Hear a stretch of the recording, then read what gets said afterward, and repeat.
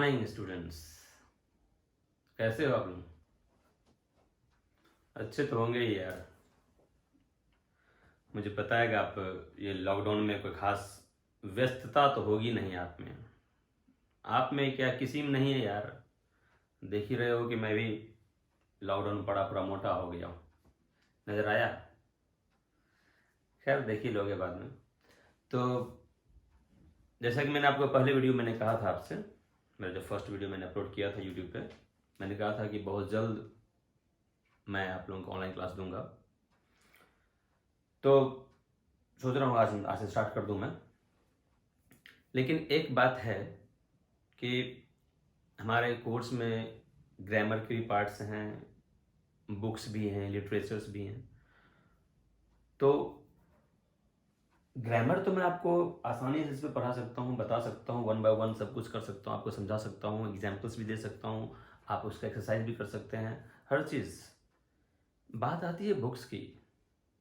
तो बुक्स आप समझ रहे हैं कि बुक्स के लिए सबसे इम्पोर्टेंस देखा जाता है आपका वर्ड पावर, वोकैबुलरी।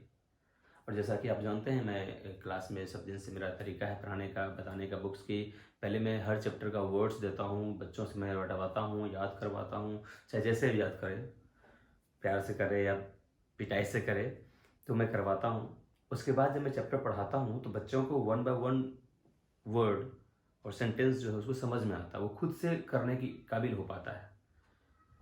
तो ये चीज़ यहाँ मैं आपको वर्ड्स दे नहीं पा रहा हूँ, और मैं इतना सारा वर्ड्स इस पर लिखूँगा, फिर आप उसको लिखेंगे या स्क्रीनशॉट करेंगे, तो काफ़ी मुझे लगता है लेंदी प्रोसेस हो गया। तो मैं एक काम करता हूँ कि तब तक मैं आपको ग्रामर पढ़ाता हूँ। ग्रामर में जो भी पार्ट्स इंपॉर्टेंट हैं, मैं वो सारे पार्ट्स टॉपिक्स को मैं आपको 1 बाय 1 देता हूँ। चाहे मैं क्लास में जो चीज़ पढ़ा दिया हूँ वो भी मैं दे दूँगा, फिर से हो सकता है आप भूल गए होंगे, इंसान नेचर है बोलना। तो मैं 1 बाय 1 हर एक पार्ट में देता हूँ। पहले मैं वो सारे पार्ट दूंगा जो कि अधिक इम्पॉर्टेंट हैं आपके इंटरमीडिएट क्लास एग्जाम्स हो या कंपटीशन हो, कोई भी हो, इस सब के लिए एक जो कॉमन है मैं वो पहले दे देता हूँ। उसके बाद अगर लॉकडाउन खुल गया, अगर हम लोग को अलाउ हो गया कि आप क्लास में पढ़ाया जा सकता है, तो बहुत अच्छी बात है, बुक्स वहीं पे ख़त्म कर ली जाएगी। अगर नहीं हुआ तो कोई दिमाग लगाना ही होगा कि बुक्स का भी इस पे कैसे हो, ताकि आपको बेहतर बुक्स के की तैयारी बेहतर हो, आपसे आप ढंग से पढ़ सकें, ट्रांसलेट कर सकें। हमारी मातृभाषा आप जानते हैं हिंदी है, जब तक हिंदी समझ नहीं आए तो बुक्स पढ़ने से कोई फ़ायदा है नहीं। तो वही मेरा तरीका हुआ करता था कि मैं आपको ईजी बना दूँ, क्योंकि वर्ड्स याद हो गया तो हो गया। क्योंकि आप हिंदी ही पढ़ते हैं, कोई बुक हिंदी किताब पढ़ते हैं तो आपको सारी वर्ड की जानकारी होती है कि इसका मीनिंग क्या होता है हिंदी में, तो आप आराम से समझ पाते हैं। अगर उसी तरह से अगर इंग्लिश के हर एक वर्ड्स की जानकारी आपको हो जाए, मैक्सिमम वर्ड्स की, हर एक वर्ड्स की जानकारी तो नहीं हो पाता है जल्दी, लेकिन अगर मैक्सिमम वर्ड्स की जानकारी आपको हो जाए तो आप इंग्लिश भी समझ पाते हैं। तो लेकिन यहाँ पर ये प्रॉब्लम है कि अभी वर्ड्स आपको देने में मुझे प्रॉब्लम होंगी। मैं सारा वर्ड्स मेरा सब कलेक्ट किया हुआ है, सब कुछ हर साल की भांति, लेकिन तब तक हम लोग ग्रामर पढ़ते हैं। ठीक है, तो अब मैं सोच रहा था कि सिस्टमैटिक ढंग से क्या मैं आपको मेन टॉपिक में पहले देते जाता हूँ। आज की टॉपिक में सोच रहा था कि स्टार्ट करते हैं क्वेश्चन टैग्स से। और क्वेश्चन टैग्स पहले 2004 के पहले तो ये एक तरह से सिर्फ स्पोकन में ही देखा जाता था, लेकिन 2004 के बाद ये यूपीएससी तक में, यूपीएससी में तो 5-5 क्वेश्चन लगातार 3-4 साल तक पूछा गया, इससे धूम मचा कर रख दिया था। क्योंकि पहले लोग जानता था क्वेश्चन क्वेश्चन, लेकिन क्वेश्चन टैक्स काफ़ी धूम मचा कर रख दिया था उस बीच में। और आप जान रहे हैं एसएससी सब में भी हर एक साल 3 से 4 क्वेश्चन पूछे जाते हैं, और आपके इंटरमीडिएट में पूछे जाते हैं। तो इसलिए मैंने सोचा पहले हम लोग कोई एक टॉपिक होना चाहिए स्टार्ट करने के लिए, तो क्वेश्चन टैक्स स्टार्ट करते हैं हम लोग। और जो बच्चे टेंस की जानकारी जिनको नहीं है या इनिशियली पार्ट नहीं पढ़े हैं, तो उनको फिक्र करने की जरूरत नहीं है। मैं क्वेश्चन टैक्स ऐसे बताऊंगा कि जो कुछ भी नहीं पढ़ा है ना, टेंस नहीं पढ़ा है, वॉइस नहीं पढ़ा है, नरेशन नहीं पढ़ा है, कुछ भी नहीं पढ़ा है ना, फिर भी वो क्वेश्चन टैक्स समझेगा। हाँ, थोड़ी बहुत जानकारी तो होनी चाहिए आपको बेसिक। तो देख लीजिए, स्टार्ट करते हैं क्वेश्चन टैक्स। तो आज टॉपिक ये है क्वेश्चन टैक्स।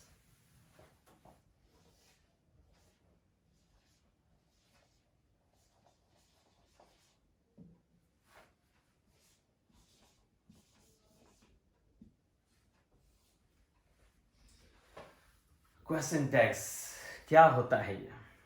आप लोग क्वेश्चन तो जानते होंगे, क्वेश्चन क्या होता है वो तो हर कोई जानता है। क्या कर रहे हो, कहाँ जा रहे हो, क्यों रो रहे हो, क्यों हंस रहे हो, ये सब क्वेश्चन है।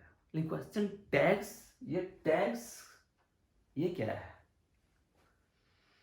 तो आप एक चीज बताइए, मैं आपको दो सेंटेंस बोलता हूँ, मैं आपको, आप ये बताना मुझे कि क्वेश्चन कौन सा है, स्टेटमेंट कौन सा है। वह मेरा भाई है, पहला सेंटेंस हुआ। वह मेरा भाई है ना, दूसरा सेंटेंस हुआ। अब आपको तो पता चल ही गया होगा सवाल कौन सा है, दूसरा वाला, क्योंकि वह मेरा भाई है एक स्टेटमेंट है, इसका कोई जवाब है नहीं, ये क्वेश्चन है ही नहीं, ये तो बता रहा है कि मेरा भाई है। लेकिन दूसरा सवाल क्या है, दूसरा सेंटेंस क्या है, वह मेरा भाई है ना, ये जो लास्ट में हम लोगों ने ना लगाया, ये ना उसको सवाल बना दिया। दोनों सेंटेंस सेम है, वह मेरा भाई है, वह मेरा भाई है, लेकिन लास्ट वाले में ना लग गया, ये ना को टैग कर दिया गया, इस क्वेश्चन बना दिया गया।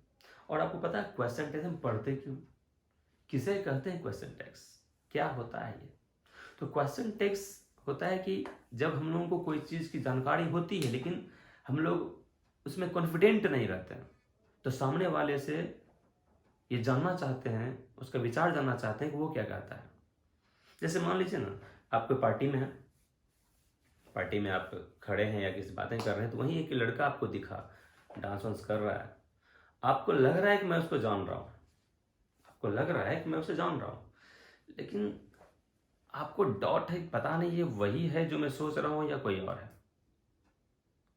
तो कुछ देर के बाद आप उनके करीब होते हैं, जाते हैं, तो आप पूछते हैं उनसे, तुम रोहन हो ना?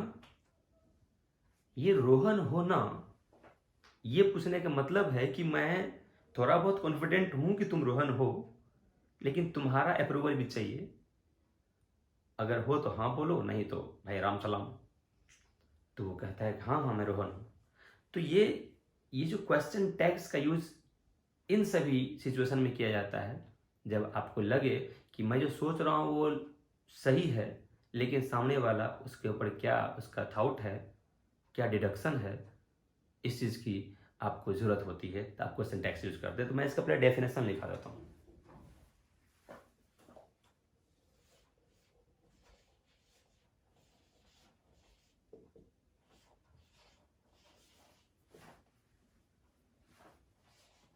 Question tags is an expression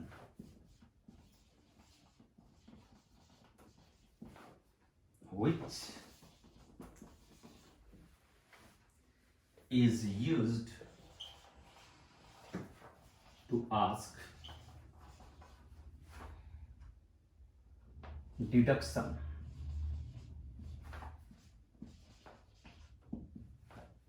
and thought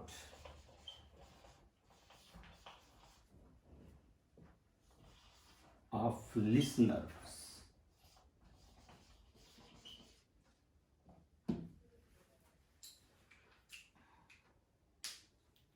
Question tags is an expression which is used to ask deduction and thought of listeners.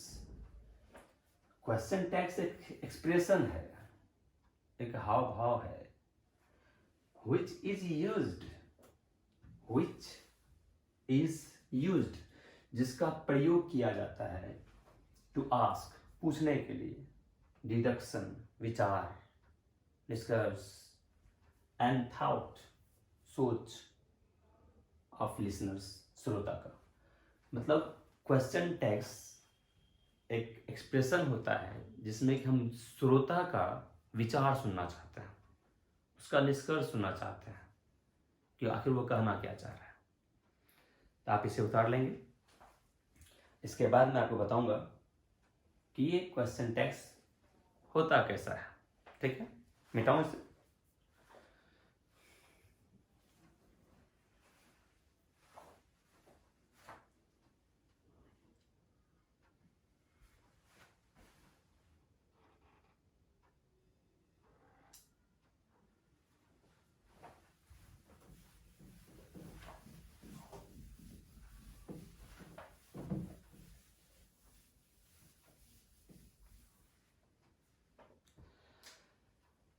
देखिए,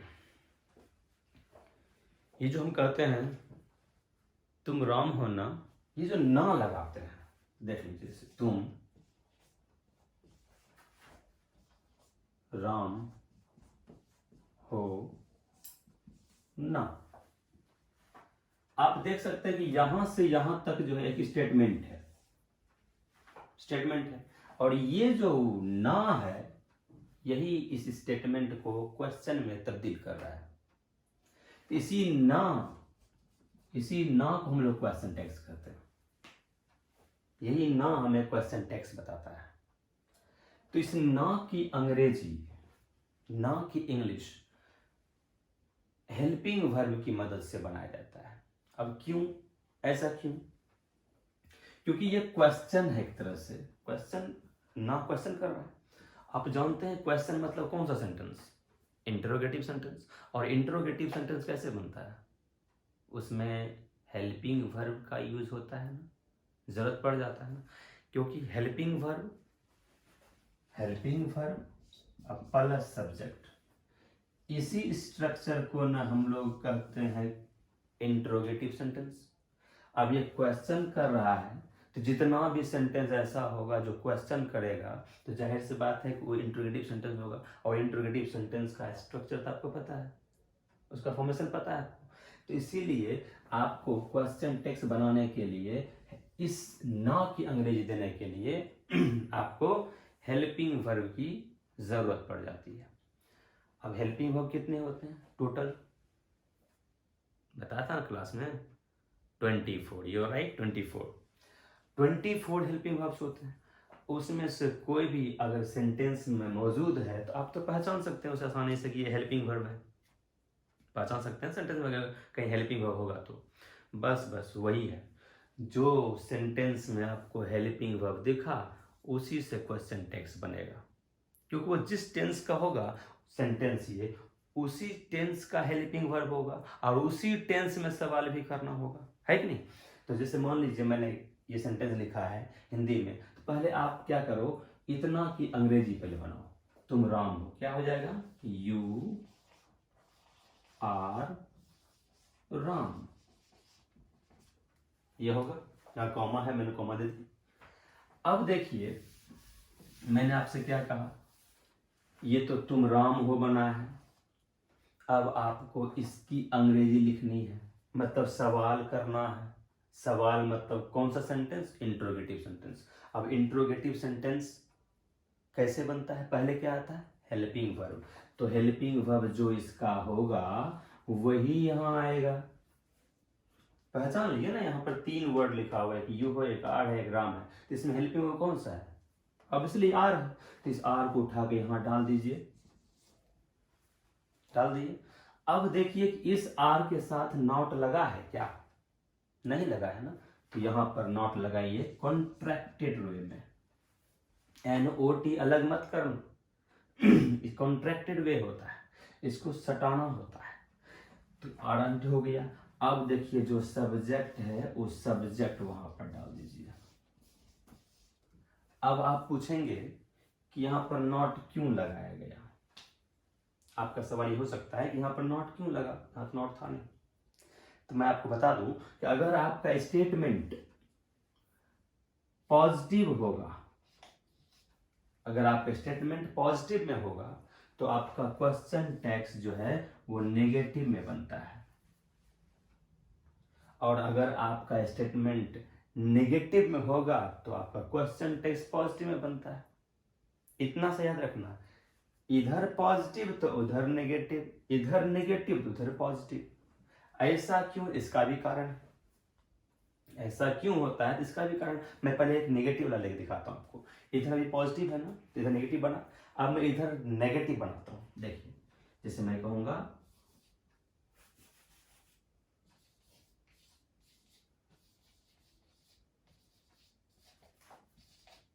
you are not a player. अब बताइए ये स्टेटमेंट जो है ये नेगेटिव है कि पॉजिटिव है? आप देख रहे हैं कि नॉट लगा मतलब नेगेटिव है ये। तो मैंने क्या कहा, इसका क्वेश्चन टेक्स्ट इसमें बनेगा, ये नेगेटिव है तो ये पॉजिटिव में। तो कैसे बनता है, वही रूल है। हेल्पिंग वर्ब क्या ढूंढो, क्या रूल है, आर है। आर उठा के यहाँ कर दी, नॉट पहले से नॉट देंगे नहीं यहाँ, क्योंकि ये नेगेटिव में है तो ये बनेगा पॉजिटिव में, तो नॉट देंगे तो नेगेटिव हो जाएगा ना, तो नॉट देना नहीं है। और सब्जेक्ट जो उसको उठा करके यहाँ, और सब्जेक्ट क्यों दिए हैं, क्योंकि आप जानते हैं इंट्रोगेटिव का स्ट्रक्चर, इंट्रोगेटिव स्ट्रक्चर होता है पहले हेल्पिंग वर्ब तब सब्जेक्ट। अब मैं आपको बताता हूं कि आखिर नॉट यहाँ दिए, यहाँ नहीं था तो यहाँ दिया गया, यहाँ था तो नहीं दिया गया, क्यों ऐसा होता है। कॉन्सेप्ट जानो, रटने की जरूरत नहीं है कि इधर होगा अफर्मेटिव इधर नेगेटिव, रटने की जरूरत नहीं है। कॉन्सेप्ट जानो क्यों। कॉन्सेप्ट ये है कि आप मान लीजिए आप दो दोस्त हैं और किसी एक चीज को लेकर झगड़ा हो गया, उसकी आइडेंटिटी को लेकर के। मान लीजिए कि आप ये पेन मान लेता हूं, आप कह रहे हैं कि मार्कर है, आपका दोस्त कह रहा है नहीं है।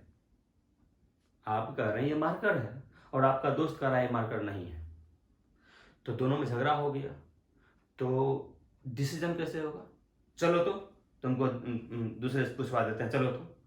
अब तुम दोनों चले गए किसी अन्य व्यक्ति के पास, अब तुम कह रहे हो ये है, तुम पॉजिटिव में बोल रहे हो, अफर्मेटिव में बोल रहे हो ये है। अब तुम्हारा सवाल कैसा होगा, तुम क्या पूछोगे, तुम कह रहे हो है तो सवाल कैसे होगा, क्या ये मार्कर नहीं है, तुम कहोगे क्या ये नहीं है, नहीं का यूज करोगे।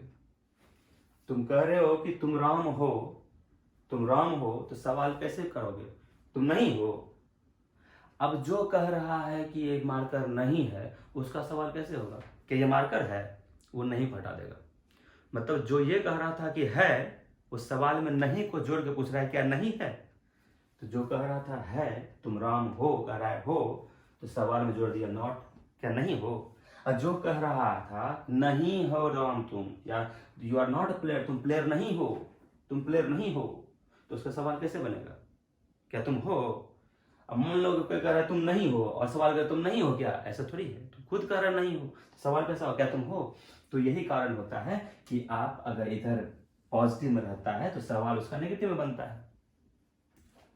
10 का सिक्का है, 10 का सिक्का तुम जान रहे हो 10 का सिक्का है, और तुम्हारा दोस्त कह रहा है नहीं है 10 का सिक्का ही, इस 10 का नहीं है। कहो चलो दूसरे पास जाके पता करते हैं है कि नहीं है, चलो तुम विश्वास नहीं हो रहा है। अब तुम गए, तुम जान रहे हो 10 का है, तुम्हारा सवाल कैसा होगा, कैसे पूछोगे क्या 10 का है, ऐसे तुम नहीं पूछोगे, तुम पूछोगे क्या ये 10 का नहीं है। अब देखो, तुम कह रहे थे हो है, तुम कह रहे थे कि 10 का है, सवाल में क्या तुमने कहा, क्या नहीं है। और जो कह रहा था कि नहीं है, ये 10 का नहीं है, उसके सवाल में नॉट गायब हो जाता है, वो कहेगा क्या ये है। बस वही कारण है, इधर पॉजिटिव इधर नेगेटिव, इधर नेगेटिव इधर पॉजिटिव। यहां तक क्लियर हुआ, चलिए आगे बढ़ते हैं।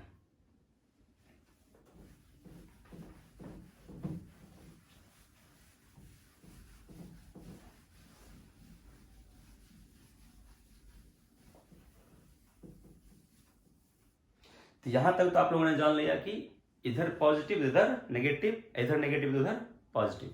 अब देखिए एक्सिलरी वर्ब, हेल्पिंग वर्ब 24 होते हैं। मैं कुछ एग्जांपल देता हूं आपको पहले। तो उसका कॉन्ट्रैक्टिव फॉर्म, एब्रिविएशन फॉर्म कैसे बनता है, जैसे कहते हैं आप इज में अगर नॉट को जोड़ा जाए तो हो जाता है आपका सेट करके इजंट।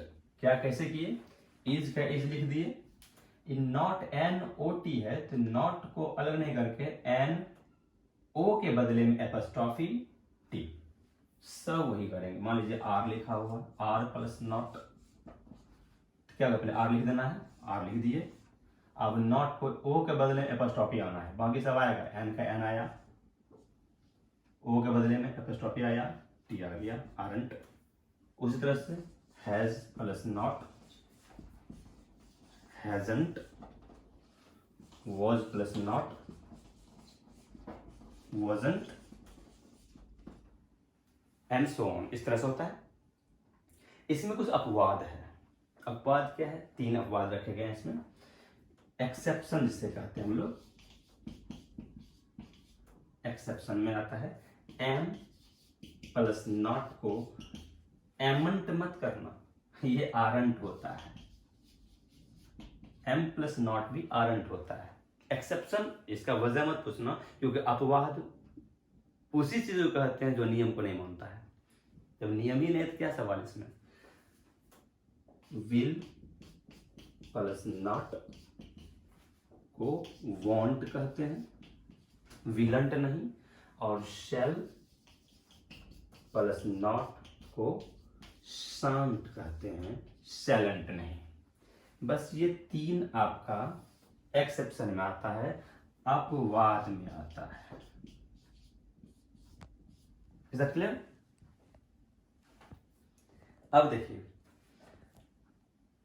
अब आपका कोई भी सेंटेंस आपको अगर दिया जाए तो उसका क्वेश्चन टेक्स्ट आप आसान से बना लेंगे। आप लेते हैं, आई वॉज अ स्टूडेंट,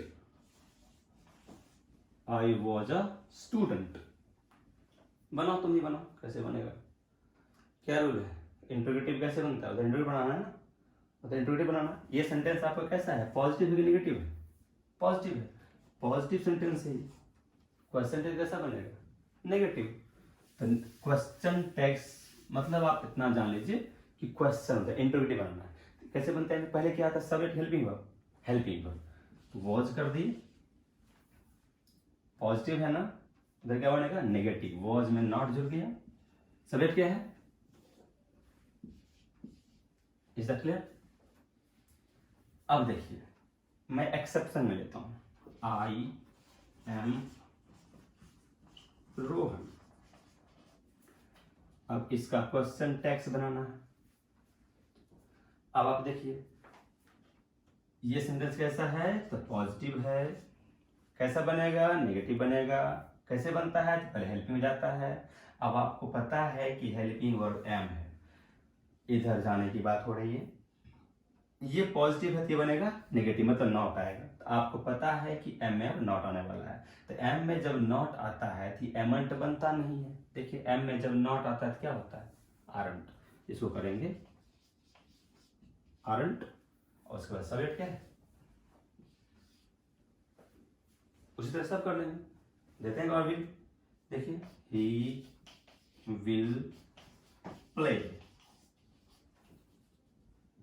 लीजिए, अब आपको दिमाग लगा लीजिए क्या करना है, क्या करना है। हेल्पिंग क्या है, इसका विल है। ये कैसा स्टेटमेंट कैसा है, पॉजिटिव नेगेटिव, पॉजिटिव है, पॉजिटिव है, मतलब बनेगा नेगेटिव, ये नेगेटिव बनेगा। तो नेगेटिव बनेगा तो किस में नॉट लगेगा, हेल्पिंग वर्ब में। इसका हेल्पिंग क्या है, विल। तो विल में जब नॉट लगता है तो क्या होता है, वांट होता है। यहाँ पे कर देंगे वांट, सब्जेक्ट क्या है, ही। कोई दिक्कत, यहां तक कोई दिक्कत नहीं है। अब देखिए, आप अभी तक सब प्रोनाउन देख रहे हैं, आई प्रोनाउन है, ही प्रोनाउन है, प्रोनाउन देख रहे हैं आप। अब मैं यहां पर नाउन डालूंगा। तो ध्यान रखना है कि क्वेश्चन टेक्स्ट का जो सब्जेक्ट बनता है ना, क्वेश्चन टेक्स्ट का सब्जेक्ट बनता है, वो कभी नाउन नहीं होता है, वो हमेशा प्रोनाउन होता है। क्वेश्चन टेक्स्ट का सब्जेक्ट हमेशा प्रोनाउन ही होता है, भले यहाँ पर नाउन क्यों न रहे। यहाँ तो प्रोनाउन था तो प्रोनाउन डाल दिए, क्योंकि यहाँ पे प्रोनाउन ही आता है, तो इसके लिए फायदा है, प्रोनाउन यहाँ पहले से भी है। अगर यहाँ नाउन रहेगा, मान लीजिए लिखा हुआ यहाँ पर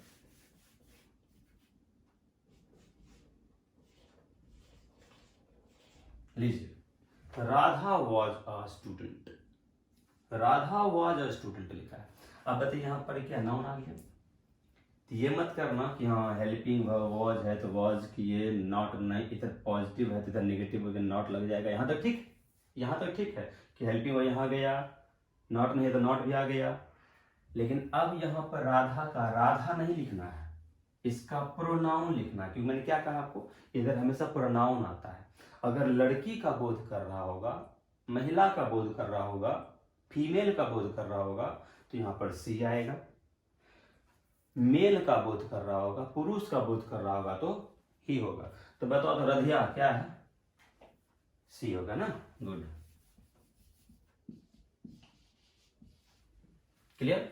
अब देखो यहां पर एक और सेंटेंस में लेता हूं। यहां पर लिखा Gaurav is not a pune, Gaurav is not a peon. Negative में है मतलब उधर बनेगा पॉजिटिव में, इज का इज आ गया। अब बताओ गौरव, गौरव उतार दूं या ही करूं कि सी करूं? तो मुझे लगता है कि शायद आप लोगों को पता होगा गौरव लड़का आ जाती माता है, क्या होना चाहिए? ही।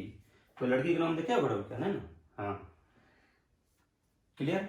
अब देखिए यहां हम लोगों ने अभी देखा कि अगर एम में नॉट लगाना होता है तो आरंट हो जाता है, विल में नॉट वॉन्ट हो जाता है। अब मान लीजिए कि अगर नॉट पहले से रहेगा सेंटेंस, एम के साथ नॉट पहले से रहेगा, सेंटेंस देखिए, I am not your boss.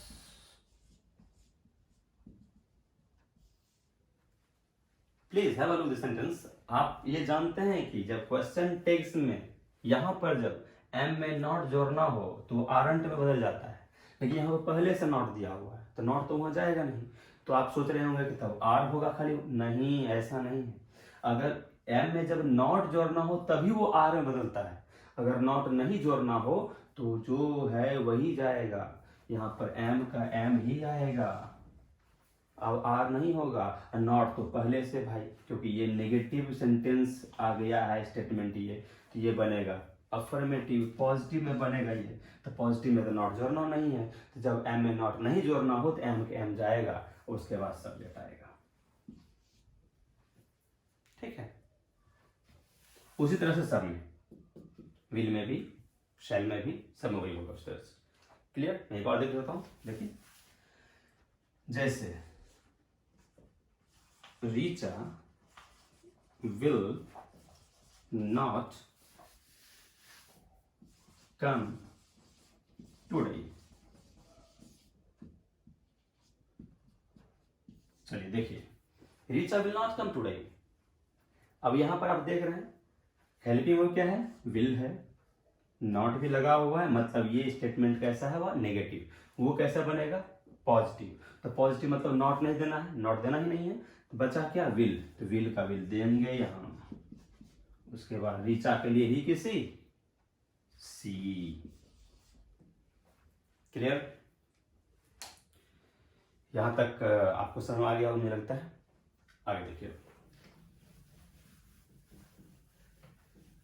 आपको प्रैक्टिस सेट के लिए है ना, कोई बुक ले लेंगे आप, कोई बुक जो है आपको मार्केट में मिल जाएगी ग्रामर की, उसमें एक्सरसाइज दिया रहता है, आप उसका एक्सरसाइज बनाएंगे, लेकिन अभी नहीं, पहले पूरा खत्म कर लीजिए ताकि आपका एक भी सवाल उस एक्सरसाइज से छूटे नहीं। टोटल 1 बाय 1 में बताऊंगा आपको, टोटल बताऊंगा एक तरफ से। तो पहला आपने देख लिया, अब आगे देखिए। अब आप देख लीजिए, आप ये जान गए कि जो हेल्पिंग वर्ब होगा वही वहां आएगा, लेकिन कुछ ऐसे भी सेंटेंसेज हैं जिसमें आपको हेल्पिंग वर्ब दिखेगा ही नहीं। जैसे आपका प्रेजेंट इंडेफिनिट देख लीजिए अफर्मेटिव सेंटेंस में, पास्ट इंडेफिनिट देख लीजिए अफर्मेटिव सेंटेंस में। आप लोग टेंस पढ़े हैं, आपको पता है प्रेजेंट इंडेफिनिट का अफर्मेटिव स्ट्रक्चर क्या होता है? याद करवाया था ना, सब्जेक्ट प्लस V1 या V5 प्लस ऑब्जेक्ट या अदर कॉम्प्लीमेंट्स, है ना, अदर वर्ड्स। तो देखते हैं, जैसे मैं लिखा S प्लस P1 या V5 प्लस ऑब्जेक्ट या अदर वर्ड्स, ये होता है। अब आप देख सकते हैं, इस पर मैं एक सेंटेंस लिखता हूं, जैसे आई कॉल रोहन, मैंने एक सेंटेंस लिखा। अब इस सेंटेंस में एक आई हुआ, ये आपका सब्जेक्ट है, कॉल हुआ मेन वर्ब है, रोहन हुआ ऑब्जेक्ट हुआ। आप देख रहे हैं एक सब्जेक्ट है, एक मेन वर्ब है, ऑब्जेक्ट है, और इसका क्वेश्चन टेक्स्ट बनाने का दिया गया है। कुछ बच्चे को लगता है कि अरे तो आप क्या कर रहे हैं, तो इसमें हेल्पिंग वर्ब भी नहीं है। अब मान लीजिए इसमें आप हेल्पिंग वर्ब तो है नहीं, और हमारा क्वेश्चन जो बनता है, इंट्रोगेटिव यहां जो बनता है वो हेल्पिंग वर्ब से ही बनेगा, क्योंकि बिना हेल्पिंग वर्ब से तो कोई इंट्रोगेटिव सेंटेंस बन ही नहीं सकता है। तो अब तरीका क्या है वो देखते हैं। तो जाहिर सी बात है कि जिस टेंस का ये सेंटेंस है उसी टेंस में ना क्वेश्चन भी बनेगा यार। जिस टेंस का ये सेंटेंस है उसी टेंस का क्वेश्चन भी बनेगा यहाँ। तो क्वेश्चन बनाने के लिए पहले हेल्पिंग वर्ब, तो ये कौन सा टेंस है? Present indefinite. इसका हेल्पिंग वर्ब क्या होता है? डू या डज। गुड, तो डू या डज। तो अब आपको पता भी होगा कब डू और कब डज, कब डू और कब डज आपको पता होगा। ये आई आपका फर्स्ट पर्सन है तो डू आएगा, थर्ड पर्सन रहता डज आता, ये सब पता होगा। चलिए नहीं पता है, नहीं याद है, मैं आपको एक ट्रिक बताता हूँ। एक ट्रिक बताता हूँ, उस ट्रिक के जरिए आप आराम से पता चल जाएगा कब डू और कब डज। तो आप बस ये देखा कीजिए, इतना ध्यान रखिएगा कि V1 होगा तो डू होगा हेल्पिंग वर्ब, V2 होगा तो डीड होगा हेल्पिंग वर्ब, और V5 होगा तो डज होगा हेल्पिंग वर्ब। आप इस फॉर्मूला को याद रखिए सिर्फ। अगर सेंटेंस में V1 है तो उसका हेल्पिंग वर्ब डू होगा हमेशा। सेंटेंस में V2 है अगर तो डीड होगा हेल्पिंग वर्ब, V5 है तो डज होगा हेल्पिंग वर्ब। तो आप ही बताइए क्या है यहाँ? ऑब्वियसली V1 है, तो V1 का हेल्पिंग क्या होता है? डू आ गया। बताइए सेंटेंस आपका पॉजिटिव की नेगेटिव? पॉजिटिव, नॉट तो है नहीं पॉजिटिव, तो पॉजिटिव इधर क्या बनेगा? नेगेटिव। तो नॉट कैसे लगेगा? इस तरह से। सब्जेक्ट क्या होगा? आई। अगला सेंटेंस देखा जाए, क्या कहा मैंने? अगर हेल्पिंग वर्ब नहीं दिखे तो आप उसके मेन वर्ब को देखिए। हेल्पिंग वर्ब नहीं दिखे तो उसके मेन वर्ब को देखिए कि मेन वर्ब ये तीनों में से किस फॉर्म में है। ये तीनों के अलावा कोई और फॉर्म होगा ना, V4 होगा या V3 होगा, तो हेल्पिंग वर्ब ऑलरेडी होगा वो। अगर ये तीनों में से कोई एक फॉर्म किस फॉर्म में ये देखना है। अगर V1 में होगा तो डू होगा हेल्पिंग वर्ब, V2 होगा तो डीड होगा, V5 होगा तो डज होगा। इसको दिमाग में सेट कर लो। अब देखिए मैं देता हूँ, मान लीजिए लिखा हुआ यहाँ पर कि सी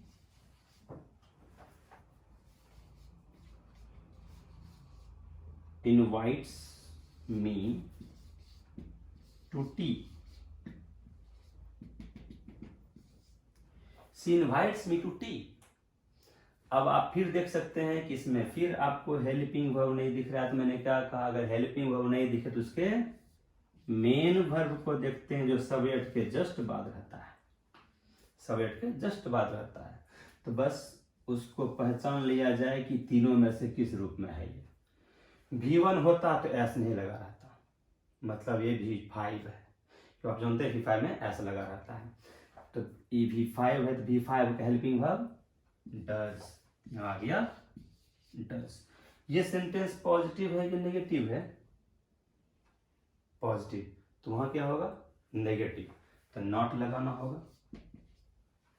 सब्जेक्ट क्या है? सी। कोई दिक्कत है ना? एक वीडियो देख लेते हैं भाई। देखिए, I told you to go. I told you to go, मैंने क्या कहा? हेल्पिंग वर्ब नहीं दिखे तो उसके मेन वर्ब को। मेन वर्ब कहाँ होता है? तो सब्जेक्ट के जस्ट बाद। This is your V2, tell का V2 टोल्ड। तो ये V2 है तो उसका क्वेश्चन टेक्स्ट बनाएंगे तो V2 का हेल्पिंग वर्ब जाएगा। तो V2 का हेल्पिंग वर्ब है, देखो डिड। सेंटेंस पॉजिटिव कि नेगेटिव? जाहिर सी बात है पॉजिटिव है, तो ये हो जाएगा नेगेटिव। डिडंट, जिसको हम लोग स्पोकन में डिंट कहते हैं। और सब्जेक्ट क्या है? क्लियर? अब इसमें मान लीजिए इसका मैं नेगेटिव यहाँ लिखूं, अभी पॉजिटिव में है ये सब, इधर नेगेटिव बना। इसका मैं नेगेटिव लिखूंगा ना तो आपको तो पता है कि नॉट बिना हेल्पिंग वर्ब का आता ही नहीं।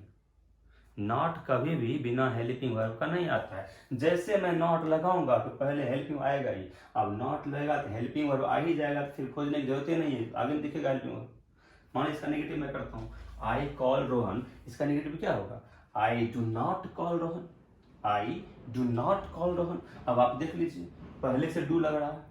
और आपको मैं एक चीज़ बताता हूँ, अगर आपको कभी कभी होता है कि हमें हेल्पिंग वर्ब खोजने में परेशानी होता है, कुछ लोगों को कौन सा हेल्पिंग वर्ब है नहीं पता चल रहा है, तो अगर उसमें नॉट है ना, अगर उस सेंटेंस में नॉट है तो नॉट के जस्ट पहले जो होगा ना, that will be your helping verb, वही आपका हेल्पिंग वर्ब होगा। नॉट के जस्ट पहले जो होगा वो आपका हेल्पिंग वर्ब ही होगा। जैसे आप देख लीजिए, मैंने यहाँ पे लिखा है कि यू डू नॉट नो मी। अब आपको कहा इसका हेल्प, इसका क्वेश्चन टेक्स्ट बनाओ, तो क्वेश्चन टेक्स्ट आसान हो गया। आपके हेल्पिंग वर्ब दिख रहा है, क्योंकि नॉट के पहले जो होता है उसको क्या कहते हैं, हेल्पिंग वर्ब। तो डू यहाँ पर कर दिए। आपके सेंटेंस निगेटिव है कि पॉजिटिव है, तो आप देख रहे हैं नॉट है तो मतलब निगेटिव है, डू कैसा बनेगा, पॉजिटिव। तो पॉजिटिव में नॉट लगाना नहीं है, बस हेल्पिंग दिए और क्लियर। क्लियर हो गया। चलिए अब अगला रूल देखते हैं। यहाँ तक मुझे लगता है, उम्मीद है कि आप लोग समझ गए होंगे। आगे देखिए, समझ में अगर नहीं आएगा कोई चीज़ तो आप कमेंट बॉक्स में जाके कमेंट कर सकते हैं, मैं रिपीट भी कर दूंगा। अगर उस समय नहीं आया तो कोशिश करूंगा मैं आपके सवाल का जवाब फिर से दूँ। नेक्स्ट रूल क्या है कि अभी आप देख रहे हैं कि हमेशा सब्जेक्ट आपका एक सब्जेक्ट आ रहा है हमेशा। अब मैं क्या करता हूँ, दो सब्जेक्ट करता हूँ।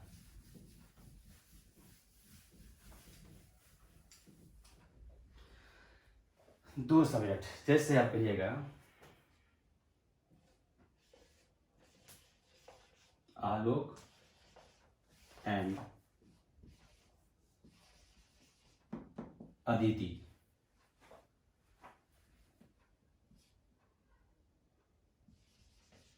Can play.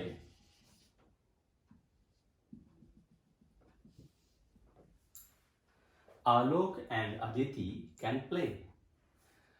अब आपको क्वेश्चन टेक्स्ट बनाने कहा जा रहा है, तो आपको तो रूल, इसका कॉन्सेप्ट पता चले गया है कि क्वेश्चन टेक्स्ट बनाने के लिए सबसे महत्वपूर्ण क्या होता है, तो हेल्पिंग वर्ब। सबसे महत्वपूर्ण क्या होता है, किसी भी सेंटेंस का क्वेश्चन टेक्स्ट बनाना है तो सबसे महत्वपूर्ण क्या होता है, हेल्पिंग वर्ब। तो हेल्पिंग वर्ब क्या है, कैन है। तो कैन को पहले उठा के यहां कर लेते हैं। नॉट लगाना है कि नहीं लगाना है वो बाद में देखें, पहले हेल्पिंग उठा कर लिए, वो तो होगा ही, हेल्पिंग हो तो जाएगा ही, कंफर्म रही, क्योंकि इंट्रोगेटिव बना रहे हैं उसको। अब कैन में नॉट लगना है कि नहीं लगना है, यहां से पता चल जाएगा कि ये स्टेटमेंट कैसा है, नेगेटिव है कि पॉजिटिव है। तो हम देख रहे हैं कि स्टेटमेंट हमारा पॉजिटिव है, मतलब नॉट लगेगा ना। चलिए नॉट लगा दिए, क्लियर। अब सब्जेक्ट की बात रही, क्योंकि इंट्रोगेटिव कैसे बनता है, पहले हेल्पिंग होता तब सब्जेक्ट। अब सब्जेक्ट में देख रहे हैं कि एक आलोकवा है, एक अदिति है, दो। अब आलोक अदिति कैन प्ले, अब ये दो सब्जेक्ट है, तो अगर आलोक के लिए करेंगे तो ही हो जाएगा, अदिति गुस्सा मान जाएगी कि मेरा कोई वैल्यू ही नहीं है, हैं? अब अगर मानते हैं सरकार की बात, लेडीज फर्स्ट, तो अगर अदिति के लिए करते हैं तो आलोक कहेगा कि तो मेरा कोई वैल्यू नहीं, तो क्यों ना ऐसा करें कि दोनों का वैल्यू बच जाए। तो ये दोनों मिलके सिंगुलर हुआ कि प्लूरल हुआ, प्लूरल हुआ ना। सिंगुलर मतलब एक, प्लूरल मतलब एक से अधिक, दोनों प्लूरल हुआ ना। अब प्लूरल को हम वह कहते हैं कि वे लोग कहते हैं। अगर एक आदमी रहता है उसको वह कहते हैं, अगर एक से अधिक रहता है तो वह कहते हैं कि वे लोग कहते हैं, वे लोग कहते हैं ना, मतलब एक से अधिक है तो वे लोग में कहेंगे, और वे लोग का अंग्रेजी क्या होता है, दे। मतलब एक से अधिक सब्जेक्ट रह जाए तो वहां पर आप दे कर देंगे, ठीक। एक और देख लिया जाए,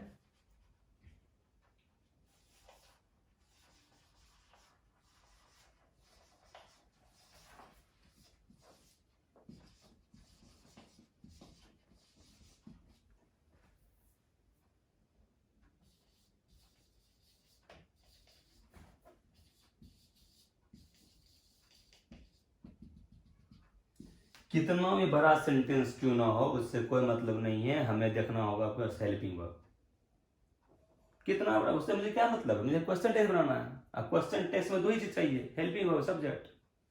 अब देखिए इसमें एक है Gaurav and Prabhat want to see you.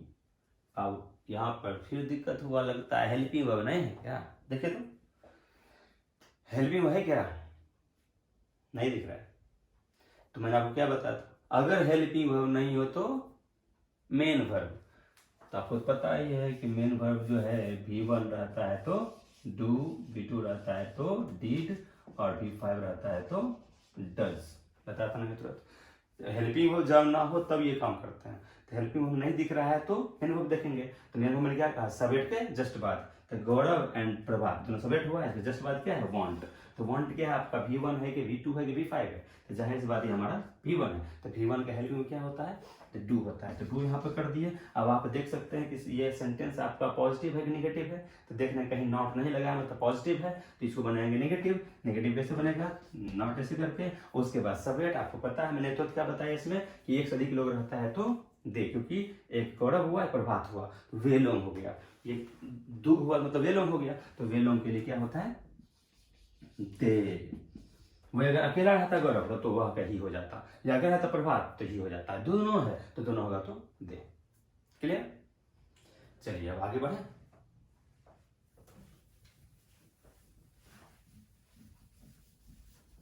आज पूरा क्वेश्चन टेक्स तो नहीं हो पाएगा, क्योंकि ज़्यादा बड़ा वीडियो में अगर बनाऊंगा तो बहुत जीबी भी लगता है आप लोगों को उसमें देखने में लगेगा, और उतना तो आप लोग और भी काम होता होगा, हमारे और भी क्लासेस का देखना पड़ता होगा। तो मैं वही 20 मिनट 25 मिनट तक का वीडियो बनाया करूँगा। अब देखिए आगे।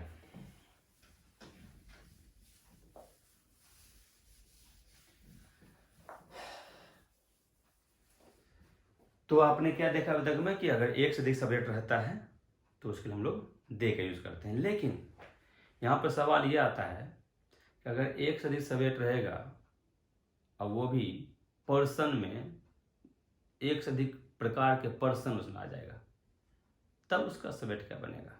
जैसे मैं कह दूंगा यहाँ पर you and I R playing. चलिए इतना मानते हैं। देखिए अब यहाँ एक सब्जेक्ट है यू, एक है आई, तो दो गो लोग हुआ तो सिंगुलर हुआ प्लूरल हुआ, प्लूरल हुआ तो प्लूरल के साथ आर लगता ही है, ठीक। प्लेइंग। अब आपको क्वेश्चन टेक्स्ट बनाना है तो आप तो वही नियम पहले हेल्पिंग वर्ब उठा के डालो आगे। अब ये जो सेंटेंस है कैसा है, पॉजिटिव की नेगेटिव, पॉजिटिव, तो ये बनेगा नेगेटिव। अब सब्जेक्ट की बात आई। अब यहां पर दे मत कर देना, दे होता है थर्ड पर्सन का प्लूरल। क्या खुद को वे लोग कहेंगे, यहाँ खुद भी है ना, यहाँ मैं भी हूं ना, तुम और मैं खेल रहे हैं, तुम और मैं खेल रहे हैं, क्या वे लोग खेल रहे हैं, सतरे हो भाई हम लोग, भाई मैं हूं, मैं क्या, मैं जिसमें है, क्या इसमें दे हम कह सकते हैं, दे मतलब तो वे लोग हो जाएगा, वहां मैं है कहाँ, ना मैं है ना तुम है। तो यहाँ पर आखिर करें क्या, यहाँ पर वही सब्जेक्ट देना है ना जिसके द्वारा काम हो रहा है, तो यहाँ पर सब्जेक्ट दें क्या, यहाँ पर अब ये बातें निकलती है। तो अब ये जानना है, मान लीजिए आप अगर यू सिर्फ देते हैं यहाँ पर तो सिर्फ तुम की बात हो गई, मैं छूट गया। अगर आई देता हूं तो मेरी बात हुई, तुम छूट गए। ऐसा काम करेंगे कि दोनों आ जाए ना, क्योंकि हम क्या करें, तुम और मैं आपस में बात कर रहे हैं, तुम और मैं खेल रहे हैं, तो आपस में इसी चीज को किस वर्ड से सूचित किया जाएगा कि दोनों का बोध हो जाए। अगर वही हम कह देंगे तो हम कहने, देखो हम कहेंगे तो मैं भी आ जाएगा, तुम भी आ जाओगे, मैं भी आ जाएगा और तुम भी आ जाएगा। तो यहाँ पर एक रूल होता है सिंटैक्स में, ग्रामर में, कि अगर एक से अधिक पर्सन, ध्यान सुनो मेरी बात को, एक से अधिक पर्सन, पर्सन तो पता होगा ना कितने होते हैं, 12 के 14, 3 पर्सन होते हैं, हाँ। तो ये आपका सेकेंड पर्सन, ये आपका फर्स्ट पर्सन, 3 पर्सन होते हैं।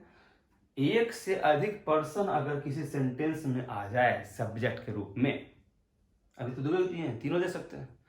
जब किसी सेंटेंस में एक से अधिक पर्सन आ जाए तो उसे रखने का क्रम, काम किसको रखें, पहले किसे, बीच में किसे, बाद में किसे, उसे रखने का क्रम होता है 2 3 1। ये रूल आपने पढ़ा था। 2 मतलब सेकेंड पर्सन, 3 मतलब थर्ड पर्सन, 1 मतलब 4 पर्सन, फर्स्ट पर्सन ना। तो 2 3 1 ये रूल होता है रखने का। देखिए 2 पहले सेकंड पर्सन आया तब ना फर्स्ट पर्सन आया है, पहले 2 है तब ना 1 है। 3 नहीं है, 3 नहीं दिखे, 3 इसमें नहीं, नहीं लिखे, तो पहले कोई पर्सन आता है सेकंड पर्सन दे दिए, तब कोई पर्सन आता है फर्स्ट पर्सन दे दिए। अब आप देखिए इसको मैं अगर उल्टा करता ना आई एंड यू तो गलत हो जाता, क्योंकि ये रखने क्रम ही नहीं है। रखने क्रम क्या होता है 2 3 1, पहले सेकंड पर्सन तब थर्ड पर्सन तब फर्स्ट पर्सन। जो पर्सन नहीं है उसको छोड़ दो, थर्ड पर्सन नहीं है हटा दिए, पहले 2 तब 1 आगे। हाँ, तो यदि कि सेंटेंस में एक से अधिक पर्सन हो तो उसे रखने क्रम 2 3 1 तो होता ही है। एक चीज और इससे इंपॉर्टेंट ये है कि अगर उस सेंटेंस में कोई भी अन्य एडजेक्टिव या प्रोनाउन कुछ और चीज अगर आपको यूज करना होगा तो देखना होता है कि उसमें फर्स्ट पर्सन मौजूद है कि नहीं। आप एक बार बताइए, मान लीजिए कि किसी भी कार्य को संपादित करने के लिए 3 लोगों को चुना गया।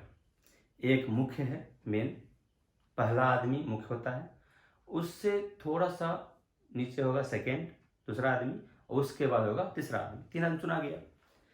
प्रधान जो होगा वो क्या होगा, 1 नंबर आदमी होगा, उससे कम वाला दूसरा आदमी, उससे कम तीसरा आदमी।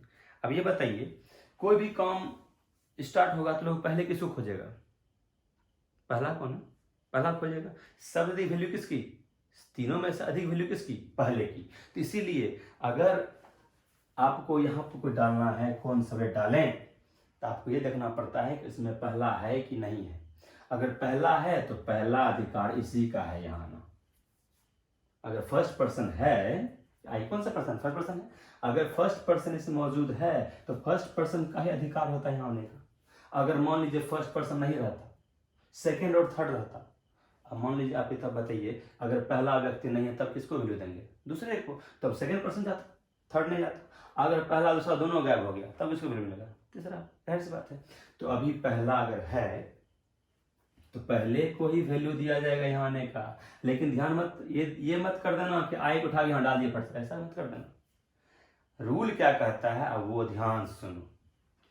यदि किसी सेंटेंस में एक से अधिक पर्सन हो तो उसे रखने क्रम 2 3 1 होता है, ये तो पता है। दूसरा रूल, यदि किसी सेंटेंस में एक से अधिक पर्सन प्रोनाउन हो, हाँ, तो उसमें प्रयोग किए जाने वाले अन्य सहायक एडजेक्टिव या प्रोनाउन उसमें मौजूद फर्स्ट पर्सन के प्लूरल, फर्स्ट पर्सन के प्लूरल, तो आई का प्लूरल क्या होता है, वी, फर्स्ट पर्सन के प्लूरल के अनुसार होता है।